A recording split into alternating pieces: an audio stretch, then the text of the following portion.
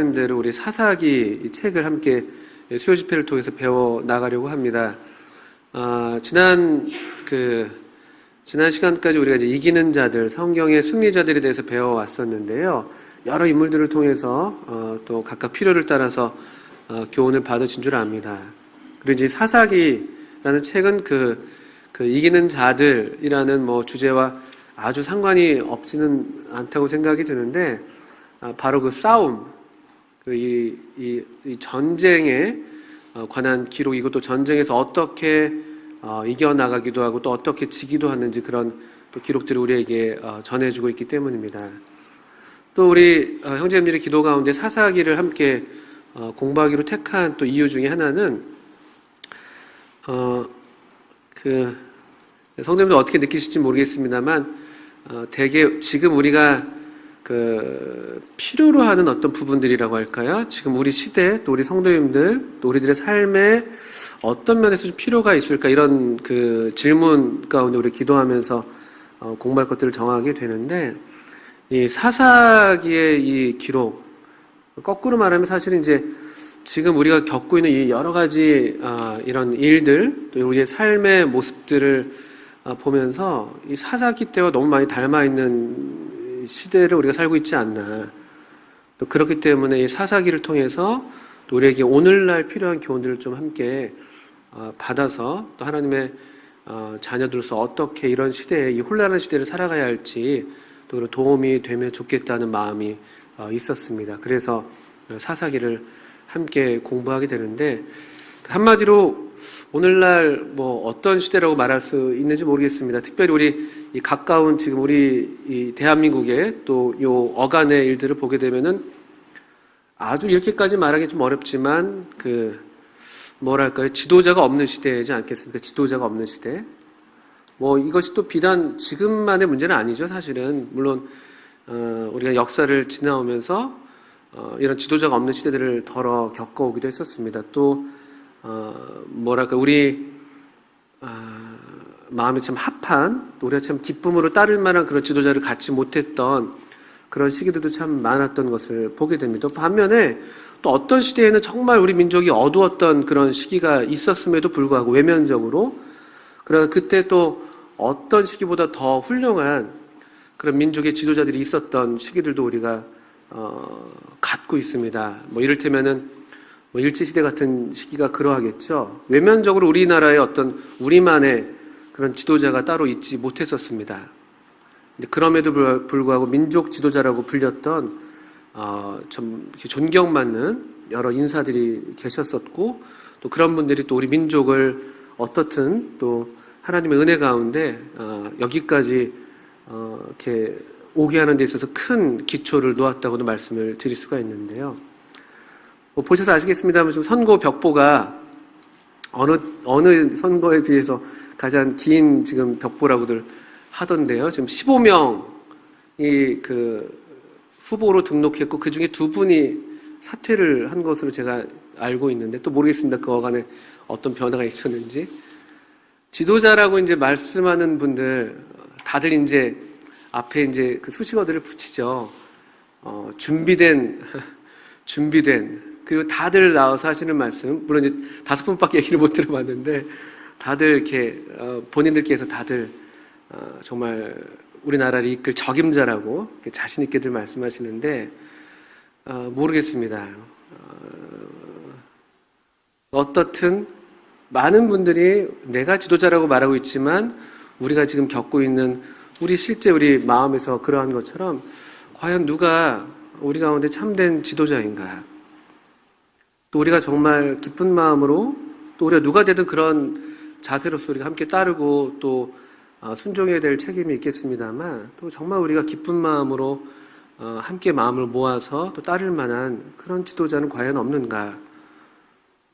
우리 조선 왕조 때 대왕이라 불렸던 세종 대왕 같은 그런 정치가, 그런 지도자는 더 이상 기대할 수 없는가? 이런 질문들도 우리 실제로 하게 되죠.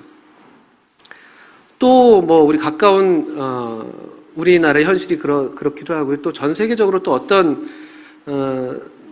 공통적인 문제죠. 다 지도자의 문제 아니겠습니까? 지금 누가 과연 지도자인가? 또 누가 지도자가 되어서 또 어떻게 그 나라의 어떤 향방이 결정이 되고 그런 것들 우리가 실제로 지금 아주 요동치는 그런 세계 정세 가운데 보게 됩니다. 그리고 그래서 많은 사람들이 이제 점점 정말 탁월한 지도력을 가진 사람을 갈망하게 되고 또 그런 사람을 우리의 지도자로 또 우리의 어떤 리더로서 세우게 될 날들이 곧 오겠죠. 그런 면에서 적그리스도의 출현은 여러 모양으로 멀지 않은 것을 우리가 점점 이렇게 체감하게 되는데요. 또 그런 중에 너도 나도 그런 주장들을 하고 있기 때문에 그들을 따르는 사람들도 다 이렇게 나눠져 있고 또 그 이면에는 결국 내 판단이 또 내 기준이 내가 보는 이 분별이 옳다라는 또 그런 어떤 내면의 어떤 전제가 깔려 있죠. 절대 기준이 이제 통용되지 않는 감히 누가 절대 기준을 얘기할 수 있겠냐라고 할 정도로 그런 우리의 시대를 겪고 있습니다. 많은 지성인들이 절대 진리는 없다 이런 말들을 서슴지 않게 지금은 하고 있죠. 다 이제 상대화돼 있죠. 어떤 객관적이고 초월적인 진리가 존재하지 않고 다 그냥 네가 진리라고 생각하면 그게 옳을 것이야 이런 것들. 또 나는 나대로 진리가 있고 너는 너고 나도 나고 그러면 됐어. 이런 어떤 또 시대. 또는 그래서 지극히 개인적인 어떤 그냥 개인이 너무 지나치게 존중되다 보니까 그냥 네가 느끼는 것, 네가 생각하는 것 그것이 아주 존중이 되죠. 그것이 그냥 하나의 진리로 다 통하고 있는 것이죠. 이런 이제 이렇게 상대화된 그런 시대를 또 우리가 살아가고 있습니다. 절대적인 기준도 없고 절대적인 지도력도 없고 그러다 보니까 이제 뭐가 옳고 그른지 다 각자의 어떤 생각과 분별을 따라서 살아가는 그런 시대를 우리가 살고 있죠. 이 시대를 가리켜서 사도 바울은 오래전에 이미 경고하셨던 말씀이 있는데요. 한번 그 말씀을 먼저 보시겠습니다. 디모데 후서에 우리 시대를 향한 경고의 말씀을 주시면서 바로 우리가 살고 있는 지금 이 시대의 특징을 잘 묘사하셨습니다. 디모데후서 3장을 먼저 한번 보시죠. 3장 1절부터 몇 구절을 한번 읽어보겠습니다. 3장 1절부터 우리가 알아야 된다는 것이죠. 그래서 이렇게 말씀하세요. 너는 이것을 알라. 그러니까 알아야 될 것들을 잘 알아야 된다는 것이고요. 말세에 고통하는 때가 이른다. 우리가 알아야 할 것 중에 중요한 것은 이 때, 우리가 살아가는 이 시기, 이것이죠, 이것. 그리고 다른 역대상 말씀을 보게 되면은 이사갈 지파 중에 우두머리가 되는 사람들이 있었는데 그들은 시세를 잘 알아서 어떻게 행할 것을 아는 사람이라고 얘기하는 말씀도 있습니다. 그러니까 우리가 알아야 할 것, 지금 우리가 어느 시대에 살고 있는가, 이것을 사도 바울께서 말씀하시는데 우리가 살아가는 이 마지막 때라고 불리는 이 시대는 고통하는 때다. 또는 다른 말로 하면 위태로운 때다. 이렇게 번역이 되기도 합니다.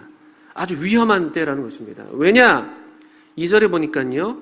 사람들이 자기를 사랑하고 돈을 사랑합니다. 가장 첫 번째로 나오는 이 시대의 특징이요. 자기 사랑이라는 것이죠. 자기 중심이에요. 자기가 제일이고 자기가 왕이고. 이 자기를 사랑하는 이 특징을 우선적으로 띠는 이 시대. 이게 위태로운 때 가장 커다란 징조이고 특징입니다.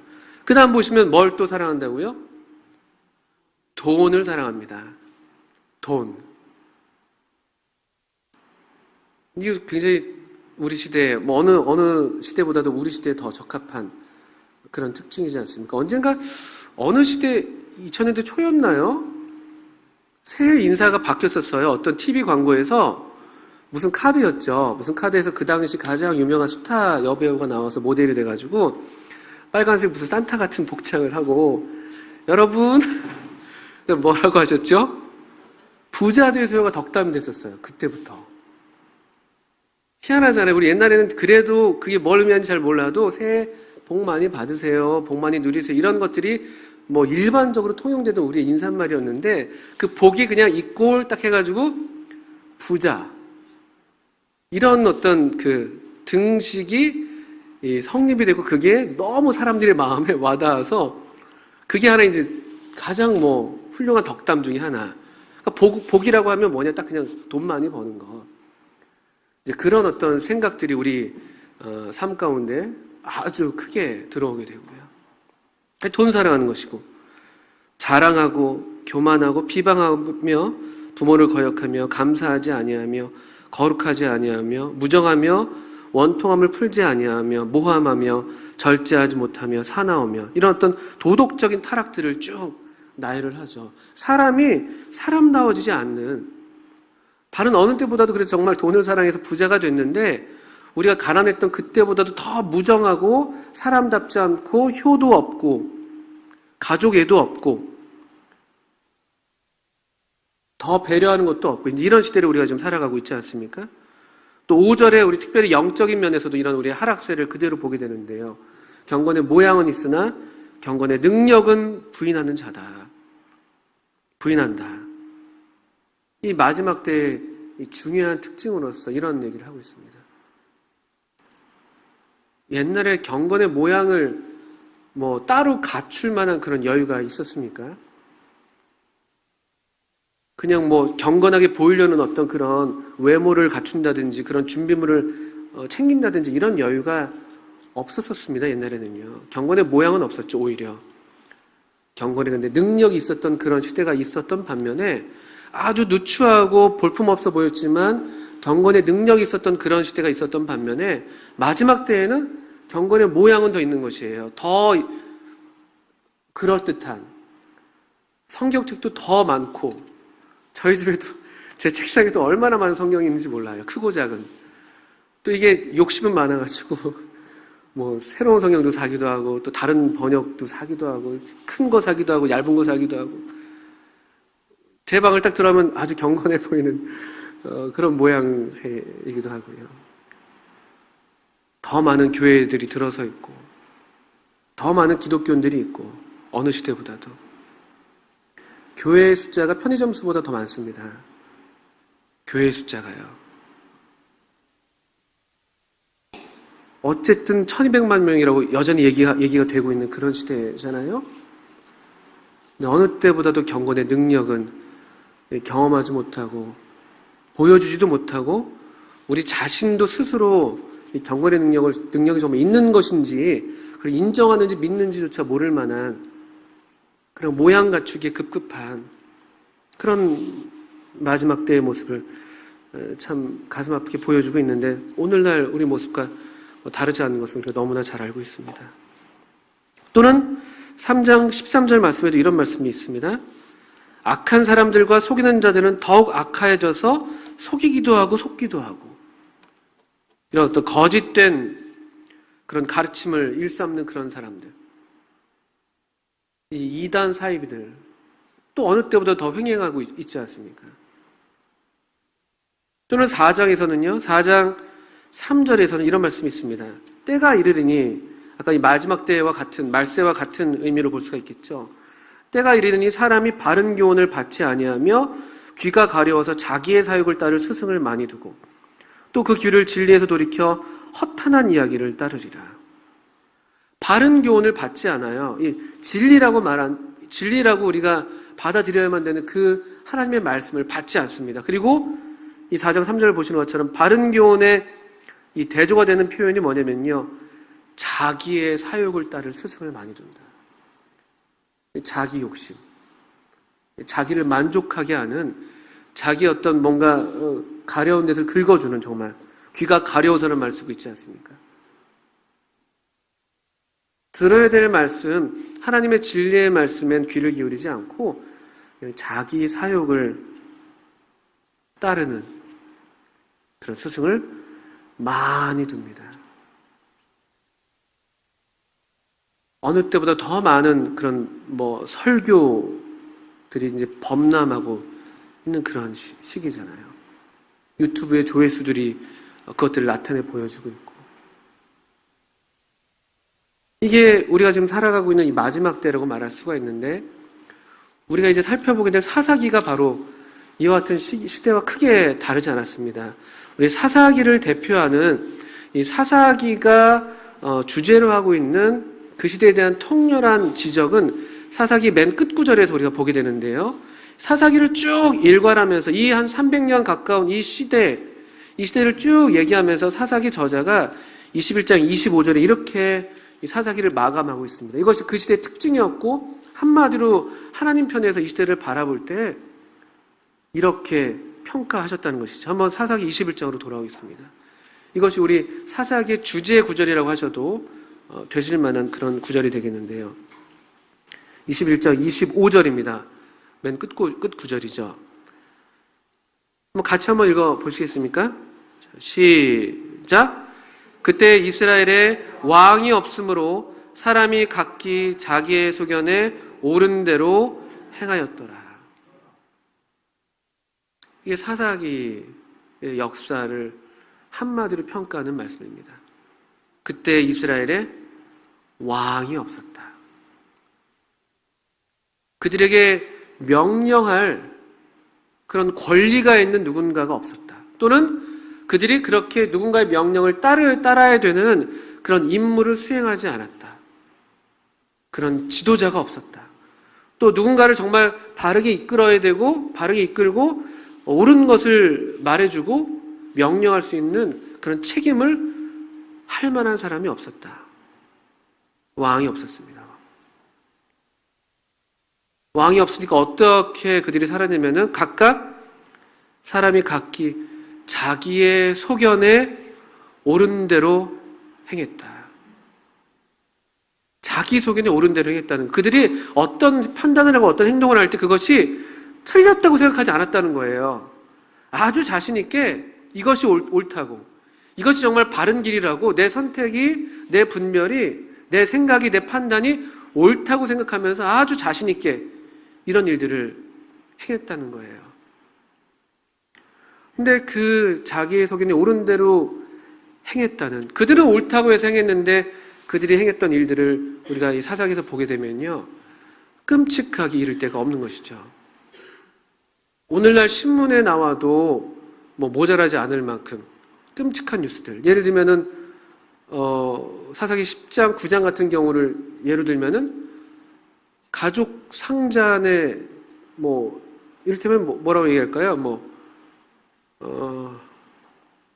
형제를 살인하는 경우죠. 69명의 형제를 죽인 그런 사건들.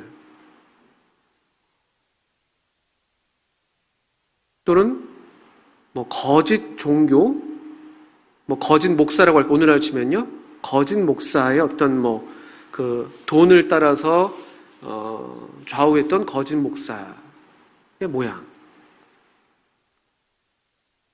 또는 입에 담기 어려운 얘기입니다만 윤간, 집단 성폭행, 그리고 이후에 시체 토막살인, 토막살인까지는 아니고 시체를 토막내는 경우, 이런 일들이 일어났었다는 거예요. 이런 일들이요. 오늘날 우리 시대에 비해도 결코 뒤떨어지지 않을 만큼 아주 끔찍한 그런 죄악들이 가득했습니다. 그런데 놀랍게도 그들은 옳다고 생각했던 거예요. 자기 소견에 옳은 대로 행한 것입니다. 이렇게 하는 게 옳아. 이렇게 하는 게 맞아. 이게 최선이야. 이게 얼마나 두려운 일입니까? 우리 또 이게 오늘날 시대와 우리가 계속 이렇게 비추어서 지금 생각하게 되는데요. 사사기를 시작하는 사사기, 우리 21장 25절을 읽으셨는데 한번 또 첫 구절도 한번 보시면 흥미롭습니다. 사사기 1장 1절도 한번 보시겠습니다. 오늘 첫 시간이기 때문에 사사기 전반적인 이 서론, 그리고 이 사사기 전체를 이렇게 조망하는 그런 말씀을 드리게 되는데요. 사사기 1장, 이 사사기가 배경으로 하고 있는 시대를 우리에게 말해주고 있습니다. 1장 첫 부분인데요. 어떻게 되어 있습니까?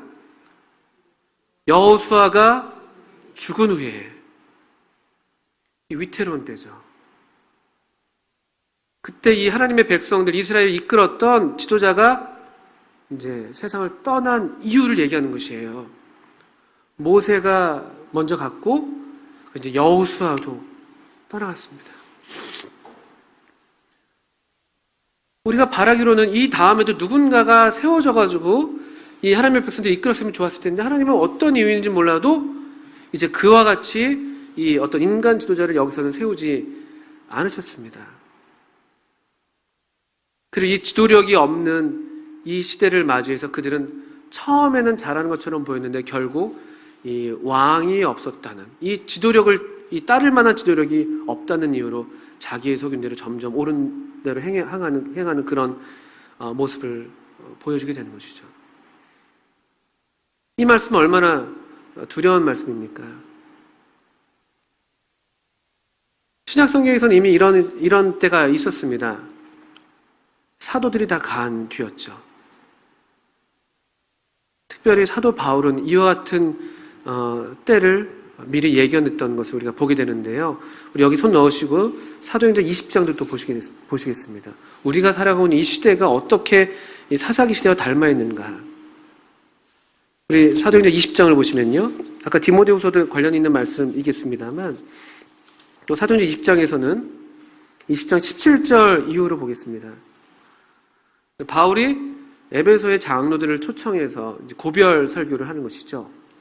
마지막으로 이제 보게 될 것을 마지막의 어떤 마지막 만남이란 것을 알고 그들에게 이제 유언 같은 말씀을 하는 것이 17절 이후에 나옵니다. 한번 읽어보겠습니다. 얼마나 참 감동이 되고 얼마나 또 우리 마음을 숙연하게 하는 말씀인지 모르는데요. 20장 17절부터 한번 천천히 읽어보겠습니다.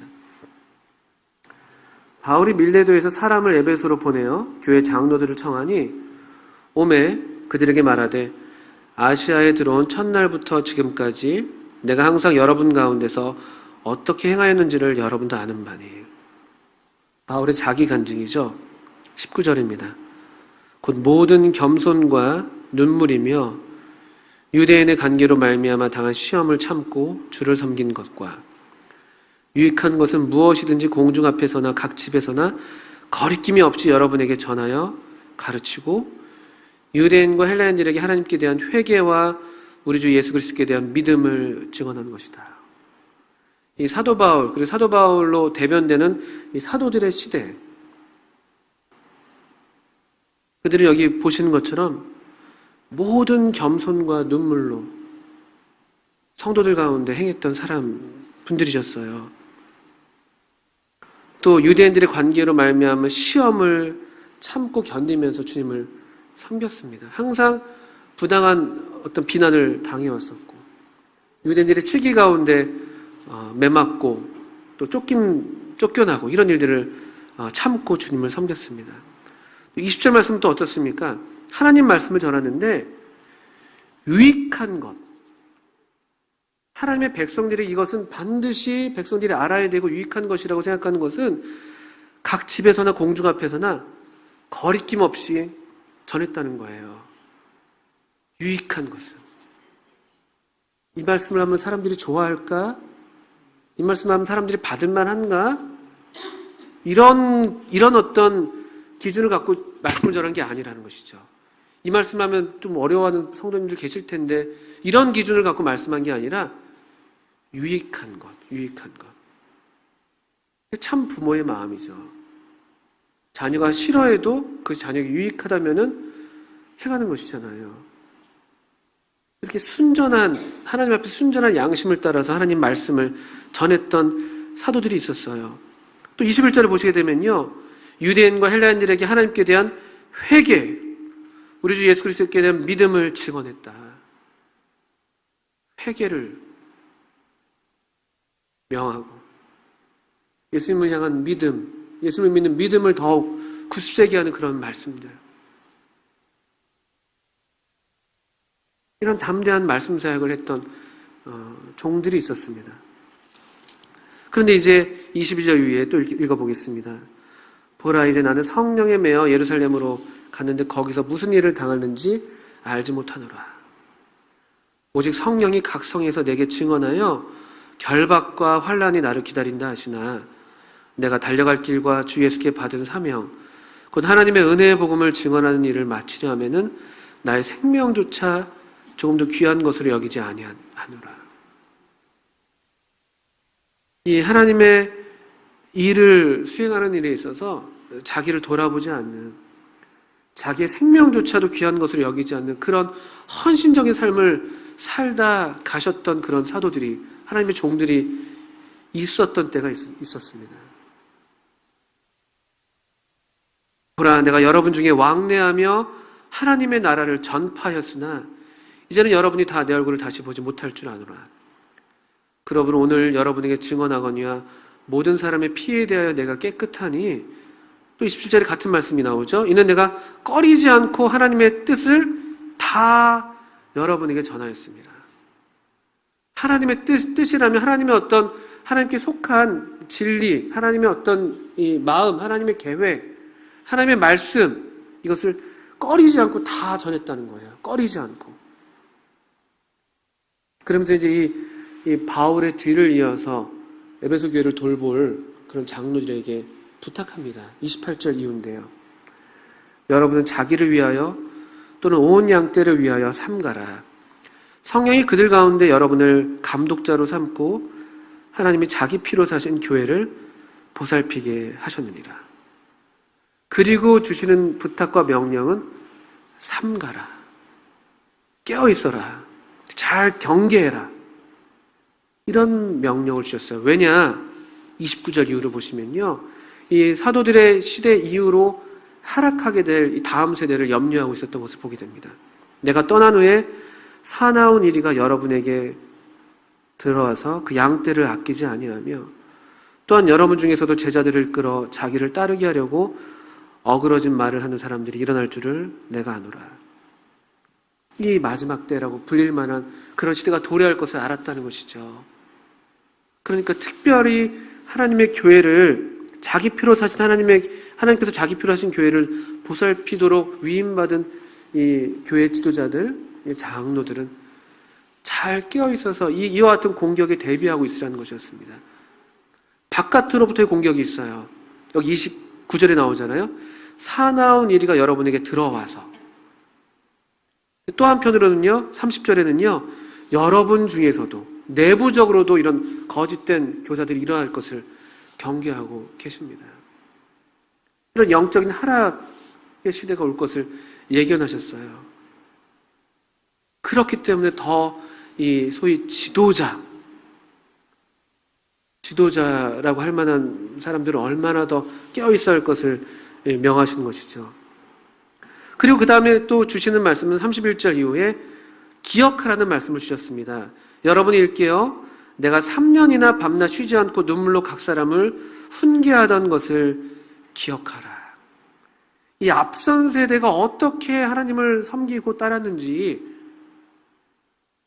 어떻게 이 하나님의 말씀을 전했는지 그걸 기억하라는 거예요.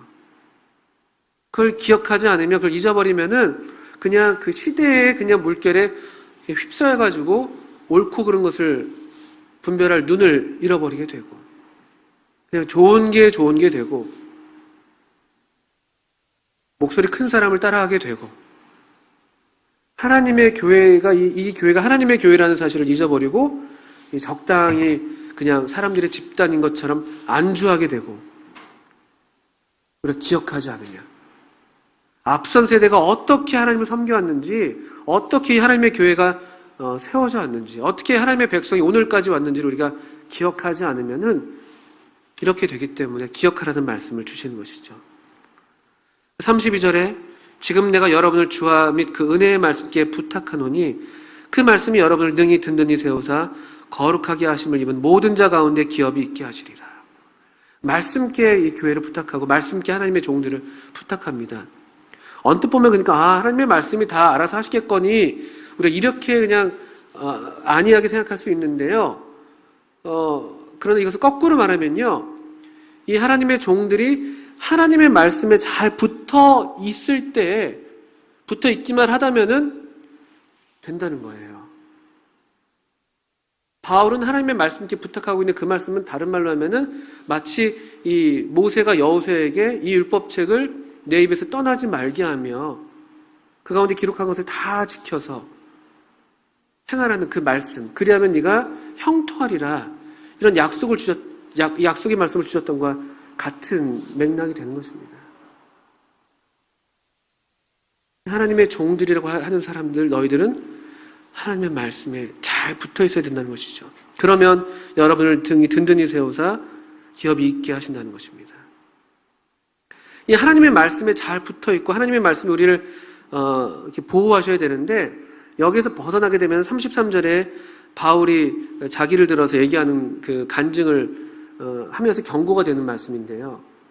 안 그렇게 되면은 33절에 보신 것처럼 아무의 은이나 금이나 의복을 탐하지 아니하였다는 말씀. 그러니까 우리가 여기 하나님 말씀이 우리를 보호하지 않으면, 우리가 그 말씀에 잘 붙어 있지 않으면요, 이 바로 이 재물, 돈이 결정권을 지게 된다는 거예요. 돈이. 개인의 삶에서도 돈이 결정권을 지게 되고, 하나님의 교회에 있어서도 돈이 어떤 중대한 결정력을 행사하게 되는, 바울은 이러면서도 본을 보였던 것이죠. 하나님의 말씀에 그 자신이 철저하게 헌신되어서 기록된 말씀대로 주는 것이 받는 것보다 복되다 하신 우리 주님의 말씀을 따라서 오히려 돈을 탐내지 않고 더 나누고 부족한 사람들에게 이런 경고의 말씀을 주셨거든요. 바울이 자기 세대가 가고 난 이유를 염려하면서 이 사사기의 말씀이 어쩌면 여기에다 압축되어 있다고 봐도 과언이 아닙니다. 여호수아가 죽은 후에, 하나님의 지도력이 사라진 후에 과연 어떻게 행하여야, 어떻게 해야 이 하나님의 백성이 여전히 하나님의 백성답게 그 땅에서 약속된 축복을 계속 누리면서 말 그대로 승승장구할 수 있는가? 또 그들이 만약 그렇지 않다면 어떻게 비참하게 참 패배하고 어떻게 비참한 상태까지 떨어질 수 있는가? 이것을 보여주는 책이 사사기인 것이죠. 그리고 너무나 불행하게도 이 하나님의 지도력이 그들에게 미치지 못한 것을 보게 되고, 그들은 점점 영적인 하락을 하게 되는 것을 보게 됩니다. 우리 사사기 1장과 2장은 그런 면에서 사사기의 어떤 서론, 사사기 전체를 보여주는 그런 부분인데, 우리 1장에서 좀 더 몇 구절 보겠습니다. 다시 돌아오셔서 사사기를 계속 좀 보시겠습니다. 여호수아가 죽은 후에라는 이 시대적 배경이 아주 중요하다는 말씀을 드렸습니다. 근데 여기 1장 1절에 여전히 이것이 오늘날 우리에게도 유효한 어떤 원리가 되는 것인데요. 결국 어떤 지도자들은 다 가게 되어 있습니다. 위대했던 사도들 가게 되는 것이고요. 또 우리 앞선 우리 나라에서 소위 1세대라고 하시는 귀한 하나님의 종들도 언젠가는 우리를 떠나게 되는 것이죠. 우리 피할 수가 없습니다. 그런데 1장 1절에 이들이 참 처음에 잘 했던 그런 본이 우리에게도 좋은 본이 되는데요. 여기 보시죠. 1장 1절 후반절입니다. 여호수아가 죽은 후에 이스라엘 자손이 여호와께 여쭈어 이르되 우리 가운데 누가 먼저 올라가서 가나안 족속과 싸우리까. 비록 여호수아는 갔지만 이 하나님은 여전히 살아 계시다는 것이죠. 그리고 이들 참 잘했습니다. 인간 지도자가 비록 참 아쉽게도 주님께로 갔지만, 그러나 그들 여호와께 묻는 그런 삶의 태도, 원리를 견지하고 있다는 것이죠. 아주 좋은, 아직 그들이 영적으로 하락하지 않은 그런 모습을 우리에게 보여주고 있습니다. 주님께서 거기에 응답하시면서 여호와께서 이르시되 유다가 올라갈지니라 보라 내가 이 땅을 그의 손에 넘겨주었노라 하시니라 하면서 응답하시고 또 그들에게 이 약속, 승리의 약속을 주시죠. 그러니까 오늘날 여전히 우리에게도 유효한 원리입니다.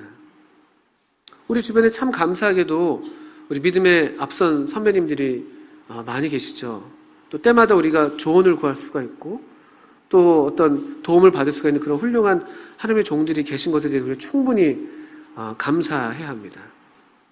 또 그럼에도 불구하고 그러나 이 사람을 의지한다는 것은 언젠가는 그분들이 떠나간다는 점에 있어서 완전하지 못한 것이죠.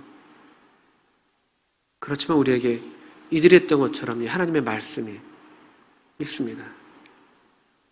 그분께 여쭙는 이런 삶의 태도, 이건 오늘날 우리 이 시대에도 또 우리가 앞으로 만나게 될 이런 우리 가운데 어떤 영적인 지도력이 상실하게 되는 그런 때에도 우리가 이 원리를 지켜낸다면은 우리에게 여전히 미래가 있다는 것이죠. 이건 아까 말씀드렸던 것처럼 여호수아가 똑같이 모세를 보내면서 받았던 말씀과 똑같은 말씀이잖아요. 이 모세는 같지만 이 율법책을 네 입에서 떠나지 말게 해라. 내가 너와 함께 하겠다. 하나님께서 계속 친히 함께 하심의 약속을 주시는 그 말씀, 그리고 계속해서 하나님께 묻고 여쭙고 그분의 응답을 따라서 행하는 그런 모습에서 우리가 여호수아 이 승리의 기록을 보게 되는 것이죠. 이 사사기는 그런 면에서 앞선 그런 믿음의 유산을 이어가는 것처럼 보입니다. 그런데 흥미롭게도 1장 1절에서 이 대적과 싸우는 이 가나안 정복 전쟁을 위해서 하나님께 묻는 장면이 나오는데요. 이들이 어떻게 영적으로 하락했는지 보여주는 흥미로운 대목이 사사기 20장에 보시면은 나오게 됩니다. 똑같이 하나님께 묻는 장면이 나와요. 하나님께 여쭙는 장면이 나오는데 이게 얼마나 대조적인가 하면은 20장 18절입니다. 이 베냐민 지파와 전쟁을 하는 그런 모양이 그런 어처구니없는 일이 생겼죠. 그러면서 18절에 이렇게 얘기하고 있어요. 이스라엘 자손이 일어나 베델에 올라가서 하나님께 여쭈어 이르되 우리 중에 누가 먼저 올라가서 베냐민 자손과 싸우리까 하니 여호와께서 말씀하시되 유다가 먼저 갈지니라. 비슷한 말씀이죠. 비슷한 패턴이 반복되고 있습니다. 뭐 어떤 차이점을 발견하실 수가 있습니까? 그런데 1장에서 하나님께 묻는 것과 여기 20장에서 하나님께 여쭙는 것과 어떤 지금 차이점을 발견하실 수가 있으십니까? 1장에서는 대적과 싸우는 것이죠. 대적과. 20장에서는요. 자기 형제와 싸웁니다. 자기 형제와. 하나님의 응답이 참 이렇게 흥미로운 부분인데요. 이것을 인정하셨다는 뜻이 아닙니다. 유다 지파복을 먼저 올라오려 했는데 그들이 엄청 지거든요. 굉장히 아이러니하고 약간 뭐랄까 이게 풍자적인 그런 말씀처럼 보여요. 똑같이 하나님께 여쭙는 행동, 똑같이 하나님이 응답하시는데 싸우는 대상이 완전 달라져 있죠. 이 대적과 싸우는 이것을 시작했다면은 사사기 20장은 이 후반부로 갈수록 이 형제와 싸우는, 그리고 거기에 하나님을 또 빙자하는 영적 하락의 중요한 특징입니다. 영적으로 승리하던 때에는요, 너나 없었습니다. 우리나라만 해도 제가 이해하는 바로, 제가 좀 이렇게 듣고 읽어본 바로는요, 1950년대, 60년대 복음이 아직 우리나라에 충분하게 소개되지 않았던 그때는요, 오늘날처럼 그렇게 막 교단 뭐 이런 것들 여전히 그때도 그런 텃세가 없진 않았습니다만요, 그때는 훨씬 더 왕성하게 이 복음을 갖고 교류하던 그런 기록들을 보게 돼요. 특별히 더 이런 어떤 이 담이 높지 않았었죠. 왜냐하면 공동의 적이 있으니까. 또 함께 우리가 복음의 신앙을 위해서 한마음으로 협력할 필요가 너무나 컸던 것이죠. 그런데 언젠가부터 우리가 안주하게 되면서 복음을 갖고 전진하지 않게 되면서 이 형제 간의, 고륙 간의 상잔하는 그런 일들을 겪게 되는 것이죠. 이런 영적인 하락의 모양을 이때에도 보게 되고 또 오늘날도 우리가 보게 됩니다. 사사기 1장은 그렇게 서서히 처음은 좋았는데 서서히 하락되는 모습을 보여줍니다. 1장 3절 이후로는 유다의 승리가 이제 기록이 되고 있습니다. 여기 시므온과 함께 싸울 것을 권유하고 또 함께 싸워서 승리하는 장면이 나오는데, 이것을 어떤 분들은 긍정적인 면으로 얘기하고요, 또 어떤 분들은 부정적인 면으로 얘기하기도 합니다. 네, 적어도 이 문맥에선 제가 볼 때에는 긍정적인 게 좀 더 맞지 않나 생각을 하는데, 아직은 이 어떤 본격적인 어떤 이스라엘의 영적 하락을 묘사하기보다는 여호수아의 후반부의 연장으로서 여호수아서의 이 승리의 기록을 계속해서 좀 약간 재진술하고 반복하는 것처럼 보이기 때문에 그런데요. 역시 여기서도 이제 이 영적인 싸움에 있어서 함께 동참할 것을 권하는 이 시므온 지파는 아주 작은 지파였거든요. 유다는 가장 강성한 지파였고요. 그러니까 얼마든지 자기 힘으로도 싸울 수 있었음에도 불구하고 이 하나님의 영적인 싸움에 비록 미약해 보이지만 함께 동참하게 해서 승리를 맛보게 하는 그런 형제애가 아니겠는가 이렇게 보여집니다.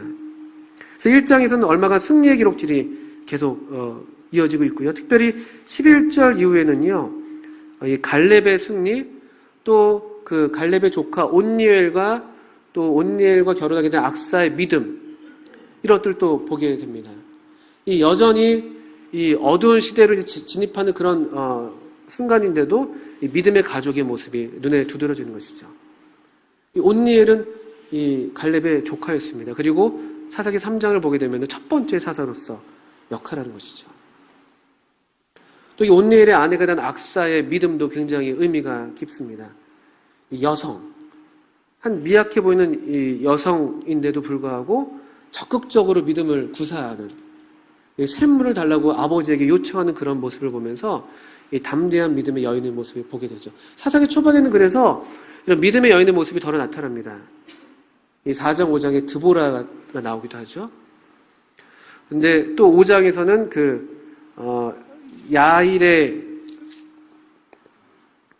야엘이라는 헤벨의 아내 야엘이 그 시스라를 말뚝을 박아서 죽이는 그런 여인의 기록들이 아주 승리 가운데 기록이 되고 있어요. 근데 역시 여인의 기록이 후반부로 갈수록 비참하게 전락되는 것을 보게 됩니다. 특별히 이 사사기 20장, 19장, 20장에 보게 되면 한 레위인의 첩으로 들여왔던 그 여인이 얼마나 비참하게 농락당하고 비참하게 그 시체가 조각나는지, 이것도 하나의 어떤 하락의 모습을 보여주는 것이죠. 하나님의 백성이 정상적일 때는요, 하나님께서 명하셨던 것처럼 이 고아와 과부를 잘 돌보고, 또 남녀의 오히려 차별이 없게 여성들을 잘 돌보는 그런 어떤 돌봄의 공동체였다는 것이죠. 또 여성들이 충분하게 어떤 믿음을 구사하기도 하고요. 뒤로 갈수록 사사기의 여성들의 모양은 점점 비참하게 되죠. 입다의 입다의 어리석은 서원으로 그가 죽었던지 아니면은 미혼으로 평생을 보내게 됐던지 그런 또 모습도 보게 되고요. 또 반면에 우리는 이 가족, 이런 시대에도 불구하고 이 가족의 믿음이 얼마나 눈부시게 빛날 수 있는가, 또 얼마나 이런 믿음 안에서의 결혼이 얼마나 귀한 것인가, 이런 것들도 생각하게 됩니다. 이 16절 이후로부터는 점점 이제 하락하는 모습들을 우리가 보게 되는데, 특별히 19절을 주목해 보실 만합니다. 19절이 하락의 시작점이라고 보셔도 좋습니다. 아까 그 유다의 승리가 앞쪽에 기록되어 있었다면은 19절 이후에 여호와께서 유다와 함께 계셨으므로 그가 산지 주민을 쫓아내었으나 골짜기의 주민들은 철병거가 있으므로 그들을 쫓아내지 못하였으며, 이 유다 지파는 이를테면은 여호수아 죽은 이후로 지도력을 행사할 만한 그런 12지파 중에 한 지파였습니다. 가장 강성한 지파였죠. 그런 가장 앞선 지파라고 할 만한 그 지파가 이 전쟁에서 실패하는 본을 보이게 된 것이에요. 더 놀라운 것은 여호와께서 유다와 함께 계셨다는 기록이 분명히 있는데도 불구하고 근데 그들이 골짜기 주민들은 쫓아내지 못했답니다. 어떻게 이런 일이 가능할까요? 하나님이 함께 하시는데 어떻게 쫓아내지 못할 수가 있을까요? 간단합니다. 하나님이 함께 하심을 믿지 않은 것이죠. 하나님이 함께 하시는데, 이 능하신 하나님이, 전쟁에 능하신 하나님이 우리와 함께 하시는데, 이 하나님은 철병거는 우리 하나님으로도 안 돼. 간단해요. 간단히 더 달리 말하면 함께 하시는 이 하나님에 대한 불신이야, 불신. 철병거는 안 돼. 이게 유다 지파에게서 보였어요. 사자라고 불렸던 그 지파였는데 아주 이렇게 용맹한, 움켜쥐고 싸워서 취할 그런 지파로 예언되어 있었던, 또 여기서 유대 지파의 사자 다윗의 뿌리인 우리 예수님이 나오시게 될 그 지파인데, 불행히도 이 사사시대 때 그들이 불신의 나약한 모습을 보이죠. 그래서 이것을 시작으로 다른 지파들의 쫓아내지 못했다는 기록들이 연이어서 나옵니다. 이 앞선 어떤 지도력을 행사하는 그런 위치에 있는 그런 이들의 얼마나 큰 영향력을 주는가. 우리 교회 안에서도 우리 앞서서 일하시는 우리 형제님들 될 수 있겠고요. 교육부나 부서 안에서, 구역 안에서, 어떻든 원튼 원치 않든, 크든 작든 어떤 지도력, 영향력을 행사하는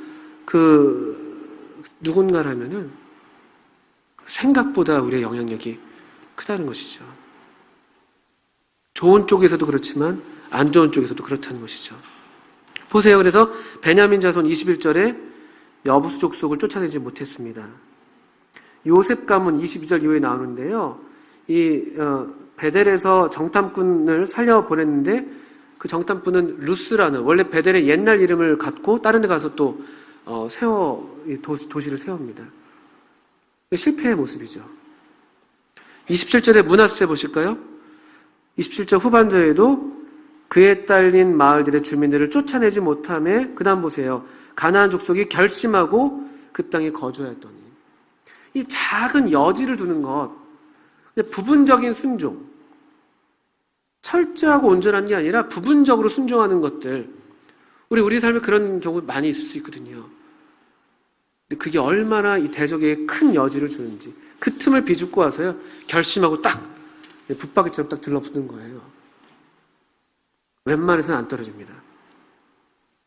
29절, 에브라임이 게살에 거주하는 가나안 족속을 쫓아내지 못하매 가나안 족속이 게살에서 그들 중에 거주하였더라. 스불론은 기드론 주민과 나홀롤 주민을 쫓아내지 못하였으므로 가나안 족속이 그들 중에 거주하면서 노역을 하였더라. 이게 계속 쫓아내지 못했고 가나안 족속들이 그들 중에 거주했었습니다. 그러니까 그들이 다수라면은 가나안 족속이 그들 중에 거주했었어요. 이게 처음에 이제 하락의 모양이었습니다. 그런데 이 31절, 32절에 아셀 족속이 와서는 모양이 바뀌어요.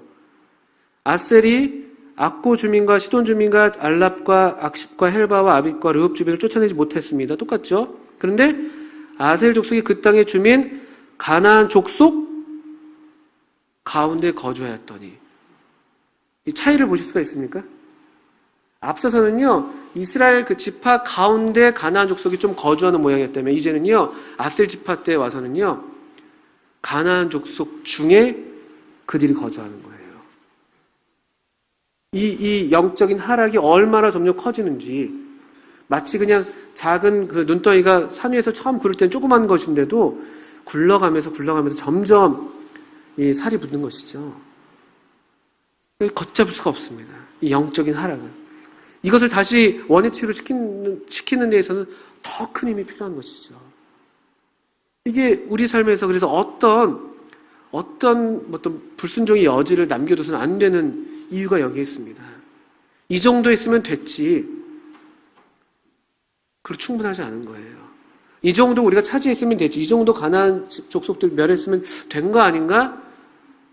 어떤 이유인지 몰라도 그들이 아마도 그 가나안 족속들을 함께 살면서 부린다든지 노동력으로 쓴다든지 아니면 그들이 갖고 있던 어떤 부유한 것들을 취하려고 했다든지 그런 다른 불순한 이유가 여기 침입해 있었을 겁니다. 33절 납달리 역시 같은 패턴입니다. 가나안 족속 가운데 그들이 거주했습니다. 갈수록 태산인데요. 34절 더 비참한 모양이죠. 단 자손, 아모리 족속이 단 자손을 산지로 몰아넣고 골짜기에 내려오기를 용납하지 아니했다. 완전히 이제 역전된 것이죠. 이 아모리 족속, 그리고 그 결심하고 헤레스산과 아엘론과 사알빔에 거주하였다. 결심하고 이 아모리 족속이요.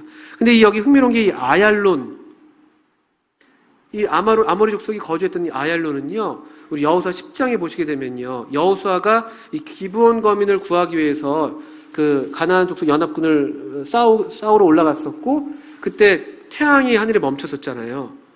근데 바로 거기였습니다. 아얄론 골짜기 이 중천에 태양이 머물렀었거든요. 전날에 가장 위대한 승리를 경험했던 그곳, 어쩌면 이스라엘 역사에 두고두고 그들 이스라엘 대대로 기념할 만한 그런 역사적인 승전지가 바로 거기였는데, 이 단 자손은 거기를 빼앗겼고, 이 아모리 족속은 오히려 거기에 결심하고 거주하는, 과거의 승리가 오늘의 승리를 보장하지 못합니다. 이게 참 두려운 것이죠. 그래서 우리가 안주해서는 안 되는 이유가 여기 있습니다. 이제까지 잘했다고 내일 잘한다는 보장이 없는 것이죠. 우리가 우리 삶에 조금이라도 어떤 여지를 두게 되면요, 우리의 삶이 얼마나 비참하게 되는지. 그저 성도라는 이름은 갖고 있는데, 우리 어디 사대교회였나요? 살았다 이름은 가졌으나 뭘 어디에 있습니까? 죽은 자라고. 한번 제가 찾아보겠습니다. 요한계시록 3장인데요. 1절이네요. 내가 너의 행위를 아노니 네가 살았다 하는 이름은 가졌으나 죽은 자로다.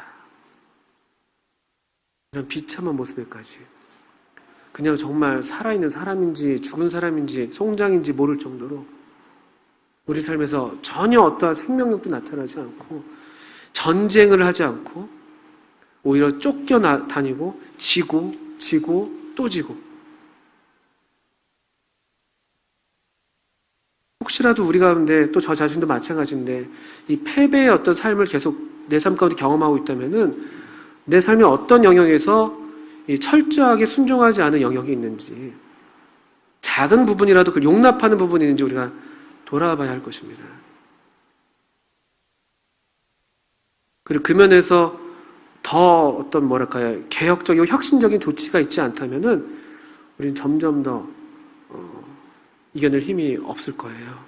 이게 사사기가 보여주는 중요한 경고의 말씀입니다. 오늘 여기까지만 해야 되겠습니다. 아마 다음 시간에 계속 이어서 이제 2장 또 3장 우리 또 어떤 때는 인물별로 그렇게 앞으로 계속 해 나갈 것입니다.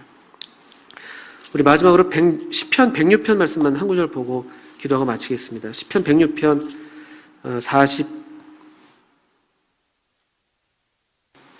47절입니다. 시편 106편 40절 이후로는 어쩌면 그 사사기 시대를 요약해서 이렇게 기록한 말씀처럼 보이는데요. 근데 그 말씀 끝에 이 시편 기자가 이와 같은 기도를 47절에 했습니다. 이것이 우리의 기도가 되기를 바라는 것인데요. 여호와 우리 하나님이여 우리를 구원하사 여러 나라로부터 모으시고 우리가 주의 거룩하신 이름을 감사하며 주의 영예를 찬양하게 하소서.